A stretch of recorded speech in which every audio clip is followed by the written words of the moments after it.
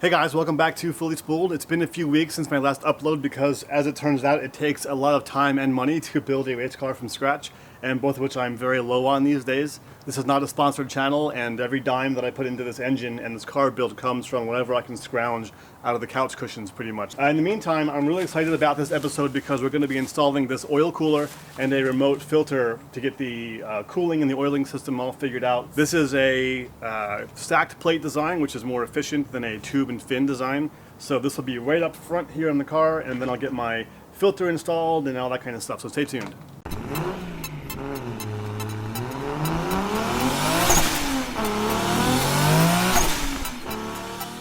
So this oil cooler is actually a really good size, and hopefully it'll keep me from overheating my oil temps on the racetrack. And I think it should go right around here for best airflow. And unfortunately, if I were to mount it straight to the actual lower support here, it'll just rub right up against the radiator, which is no good. So I actually went and picked up some hilariously oversized angle aluminum here, which I need to cut down. And thankfully, there's two little factory holes here, which I'm not sure what that even went to originally, but I'm going to use these two holes to bolt up my angle aluminum here, and then I'll bolt the cooler straight to the angle aluminum and then the angle aluminum to these two holes, and hopefully that'll be a good solid mount. And one nice thing about the SC is that the snout is so long that the bumper support comes right through here, which means there's a good at least foot, if not more, between the bumper support and the radiator. So there's plenty of room for an intercooler and oil coolers and other stuff up front here. So this should be simple enough. We're just going to figure out how long this piece needs to be, and then we'll just chop it down to size. So there's 4 bolt holes there, so then we'll just cut it right on the edge.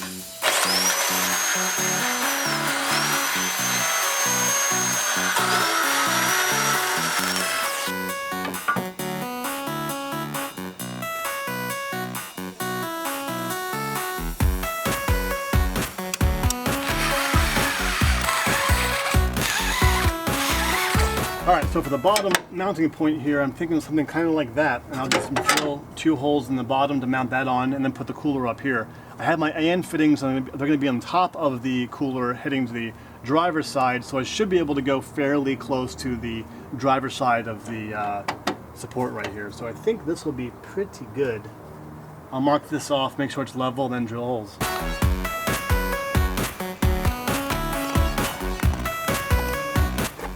Alright, that took a while, but I have my 2 holes I need to drill now, so hopefully that will be the correct size.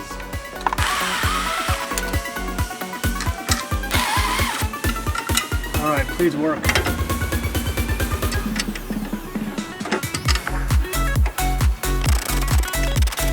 That is super solid. Oh, I like that. Beautiful. So there are 2 general ways that you want to mount an oil cooler like this. One way would be like this with the fittings going up, and one would be on the side. Very rarely do people say you should do it like this because all the oil will drain out of the radiator or the oil cooler pretty much whenever the engine's turned off, and then it leaves a big vacuum here which is hard to purge, and there's kind of a bit of back and forth on the internet about that. But just to avoid all of that, I'm going to mount it just like this.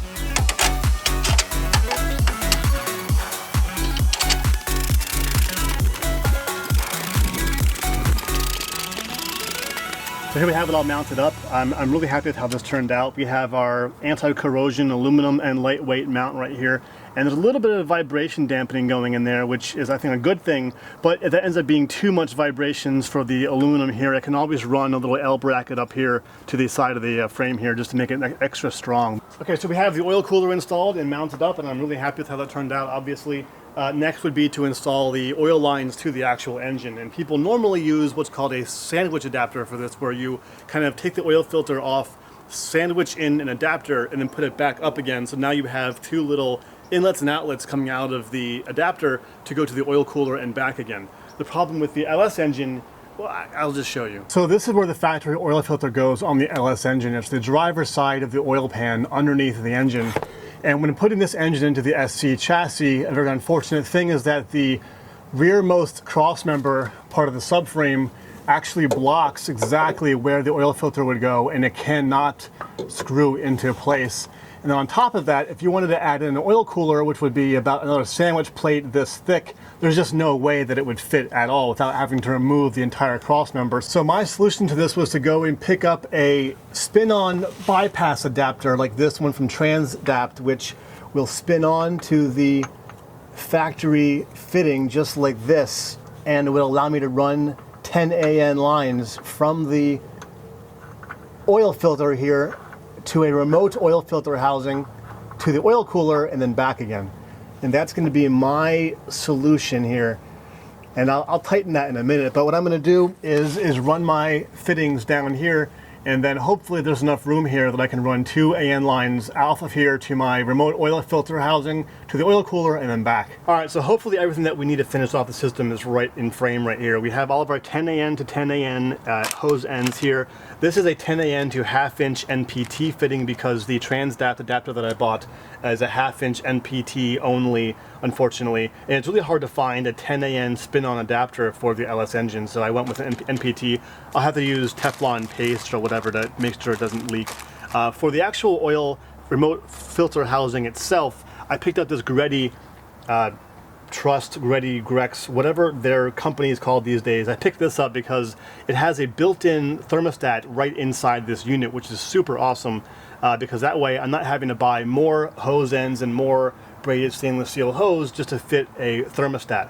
And yes, even when you have a dedicated track car like I'm building, it's still a good idea to have a thermostat because the oil temperature gets up to temperature way slower than engine coolant. So you'd think you could be at your operating temperature, but your oil is still too cold. So it's a really good idea, especially when you're installing a massive oil cooler like I am, to have a thermostat built into your system. So I went with this guy, all one unit, really, really awesome. Unfortunately, the annoying thing is there's only 2 mount points on the back, and it's kind of a pain to get mounted up, but we'll go over that later. For the oil filter, this is the factory filter for the LS engine, which to me looks super dinky and tiny. It does actually fit the thermostat housing pretty well, but it's the wrong thread type. And what's really annoying is that Chevrolet or GM, when they made replacement F-body oil pans like I have, they changed the thread adapter size from 13/16 inch to 22 millimeter by 1.5 millimeters. So they went from standard to metric and all kinds of crazy stuff. So I had to figure out what's the best way to get a oil filter that is the proper flow rate on this engine. So I went with this Wix filter. It says racing for a reason because this thing is a monster. Like, that compared to the actual factory LS engine is insane. Like, it's ridiculous. But the good thing is it flows, the flow rate's about, I don't know, 3 times the amount of the factory filter, and it fits perfectly onto the GReddy unit here. You know, it looks like it's huge, but the filter actually matches up exactly with this thing. So this will be a, I think, very reliable and very well performing and flowing oil filter. All right, so as much as I love this oil filter and all of its good qualities, the main issue I'm having is that it makes it very difficult to mount this whole unit up in the engine bay. It's just such a massive, massive oil filter. These are the 2 mount holes right here, and then you have this flat piece here, which is pretty much the only side of the entire unit that you can mount against metal. I could mount this against, you know, like a frame or something like that, since the mount holes are here, but these 2 go to the oil cooler, these 2 go to the engine, and then this side is used for oil sensors and that kind of stuff. So I have to either mount it like this, which actually this filter has an anti-drain valve, so I could do that, but I'd really rather not, just because I just don't really like mounting my oil cooler straight up. It makes oil changes kind of messy. And then I could mount it down like this, but because it's so tall, there's really nowhere in the engine bay that I can mount this where it doesn't get in the way, you know, while mounted vertically like that. So I've decided, pretty much after spending literally hours and hours crawling all over the engine bay trying to find a place to mount this thing, I'm going to put it right here, because that way I can put it this flat side down, and then I can put my oil lines from the engine up here, and then they can go from here down to the oil cooler, and everything fits and makes sense, and I'm not really using this part of the chassis for anything else. And I went to Home Depot and got this little cool bracket that I'm going to cut down, and I will use that to mount this guy up, and then I'll just bolt the bottom of the bracket into the chassis here, so it'll be a nice firm fitting. So I need to drill 2 holes in the bracket here for the 2 bolts here, but of course, since I can't actually see where the holes go to figure out where to drill, I'll take a piece of paper and then do like a, you know, kindergarten style pencil rubbing to figure out where the holes are, and then I can trace them onto the metal to do my drilling. So now I have an exact pattern of my 2 holes here, and then I can just trace them and then drill them out.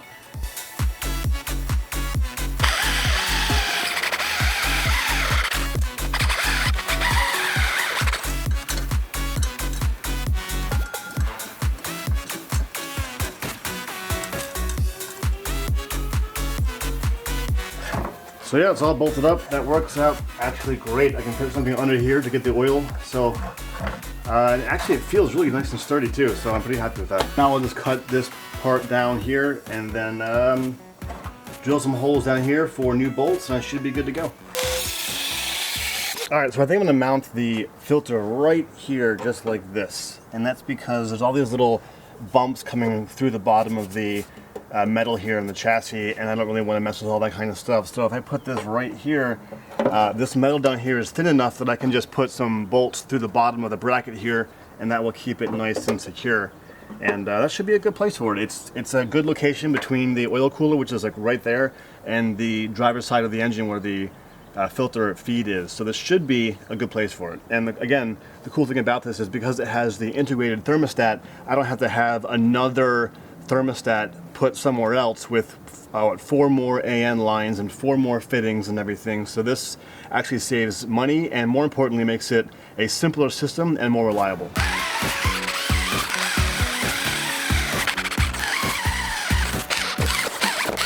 All right, well, we had the bracket installed. This last one needed a little bit of massaging with the drill bit, but otherwise it looks pretty good. I think I'm gonna paint the whole bracket though, because where I cut off will be open to the elements and will rust. So I think I'm gonna just paint the whole thing really quick. I didn't film painting it, but here it is drying. This is my little bracket. I'm gonna let this thing dry and then go work on my AN hoses in the meantime. All right, there we have our line set up, and they will clear the hood no problem. Now I have my 10 AN stainless steel line here, and I think I'll just attach one of these hose ends now and then hook it to this thing, run it down here, and then just start figuring out how long everything has to be. This is going to be a fun and long process.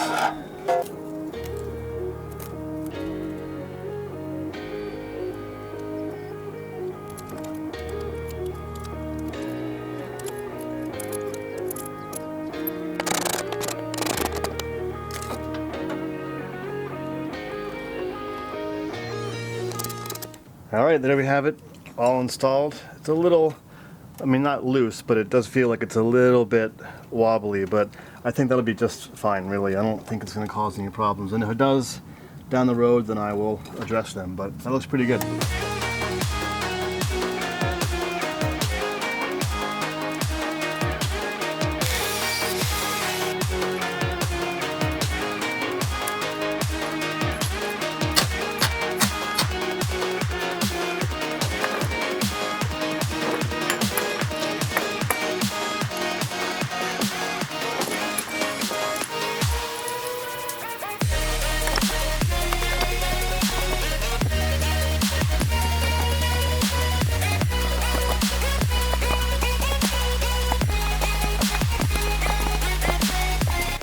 Oh man, well that's good. That's 1 down and only 3 to go.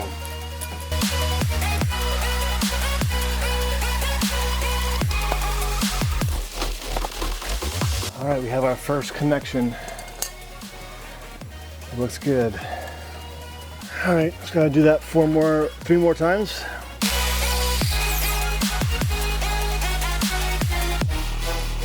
I'm getting better at this, I gotta say.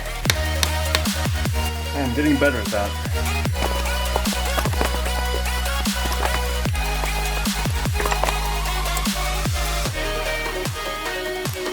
All right, here we have the oil lines all hooked up, and it's looking pretty good. It's a little tighter up here than I thought it would be.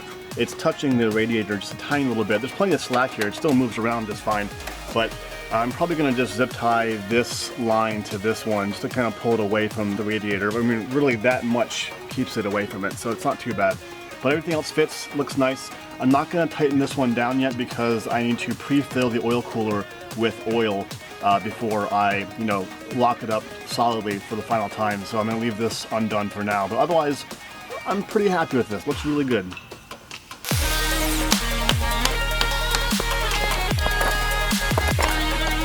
Number 3.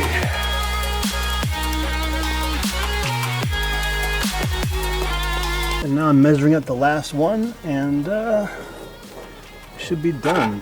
This is really exciting because I kind of hate this process.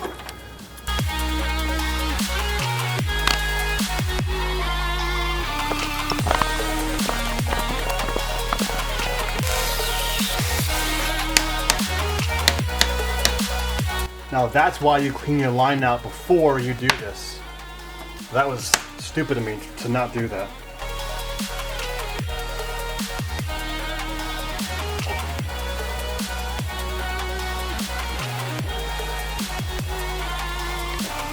Okay. So run to the engine, obviously, and this is the last step here, is getting these lines installed to the spin-on fitting. And this is the output from the GReddy unit, so it's the input to the engine, so it goes back here. So that means it's time to figure out how to get these NTT fittings installed so they won't leak. I went and picked up some Permatex thread sealant right here, which is kind of designed exactly for this situation, so hopefully I'll be able to make this work without making a huge mess. And somehow I missed actually recording the application, but you basically take the Permatex, you work it about halfway down the fitting, you do 3/4 around it, and then you skip the first thread.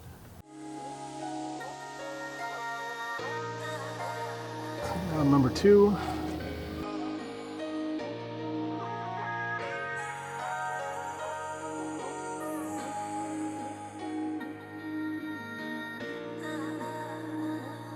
Well, it took a lot more cutting than I thought I would need to do, but it fits just great now. There's a good bit of room between the bottom of the fittings and the cross member there. And it is a little close to the oil drain, but I can just pull these guys aside when I do oil changes, so that's not too bad. And then we have the view from the top. You can see how much metal was cut out there. We follow our lines up here to our filter, and then, I don't know, I'm just really happy with how it's all turned out. I think it looks really, really awesome. And just to make sure that it fits around my headers, I'm going to put my driver's side header on here, which I haven't shown yet on the channel, but these are really, actually, these are new headers, but I bought them a long time ago, so they have a little bit of surface rust, which I'll clean up before I put them on. But the lines are really far away from the headers, pretty much across the board. So it looks like it's all going to fit really well. So that we have the lines going down well to the side and below the front runner there on the header. And then from underneath you can see where the collector from the header sticks down pretty far away from where the oil fittings are. I mean, probably a good 10 inches or so away, and that will go back towards the back of the car. So it's going to clear the oil lines no problem. Alright guys, that wraps up the episode, and it also wraps up my oil cooler install, my oil filter housing, all my lines and everything, which all turned out, I think, really well for me being a total amateur when making AN lines and that kind of stuff. So I'm really, really happy about that. I know it's been over a month since my last upload, which really kind of sucks, but when money is tight, things like car products get pushed to the back burner. It's unfortunate, but it is what it is. I have had some people asking about merch, like stickers, like these guys, t-shirts, hats, other kinds of stuff. If you think this is something that you might be interested in, whether it's something like this, which has my fully spooled logo and my little digital turbo, this kind of stuff, or keychains or whatever, let me know in the comments below if you think you would be interested in this kind of stuff. I don't want to go through the whole process of making a shop and everything on my website if people don't want this kind of stuff. So if you think it's something that you might be into, let me know. Make requests in the comments below and I'll see what I can do. Of course, any profits that I would get from that kind of stuff would go straight into building this car and getting this car out to the track as quickly as I can. So again, let me know in the comments below. Thanks as always for watching. Stay tuned for more Fully Spooled. We're getting so close to getting this thing fired up. And that's it. Please like and subscribe, guys, and I'll see you next time.